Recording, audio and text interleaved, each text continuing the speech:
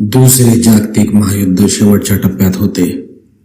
मित्र राष्ट्राचे सैन्य जर्मनी काबीज करत करत राजधानी बर्लिन पासून काही मैलावर येऊन उभे ठाकले होते. हिटलरला आपल्या संभाव्य पराभवाची कुणकुण लागली होती. इतक्यात एक अधिकारी धापा टाकत बंकरमध्ये येतो. फ्युरर, ड्यूस मुसोलिनीची आत्ताच इटलीवरून बातमी आली आहे. काय?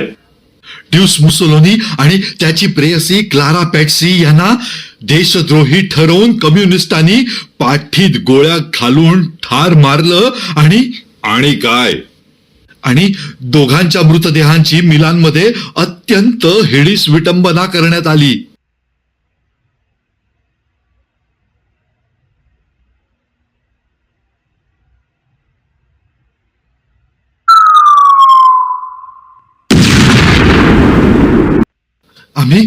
आम्ही सर्व शेवटपर्यंत बंकर लढवणार आहोत माय फ्युरर.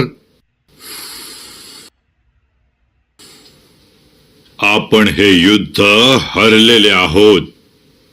मार्शल झुकाव बर्लिन पासून अवघ्या 5 मैलांवर आलाय.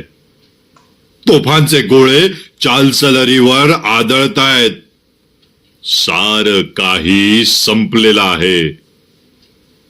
तुम्ही सर्व बर्चेस गार्डनला जा, आपापला जीव वाचवा. आणि आजच्या आज मला 200 लिटर गॅसोलीन बंकर मध्ये पाहिजे.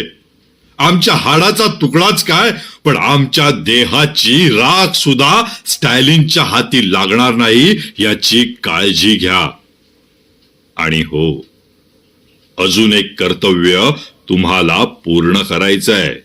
नाझी जर्मनीनं देशद्रोहाला कधीही क्षमा केलेली नाही.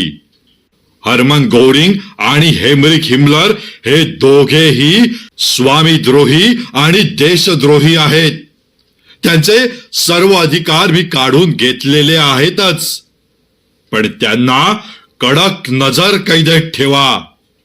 मी हयात असेपर्यंत जर त्यांनी पळून जाण्याचा प्रयत्न केला तर त्यांना सरळ गोळ्या घाला. पण गोळ्या पाठीत घाला, छातीत नाही.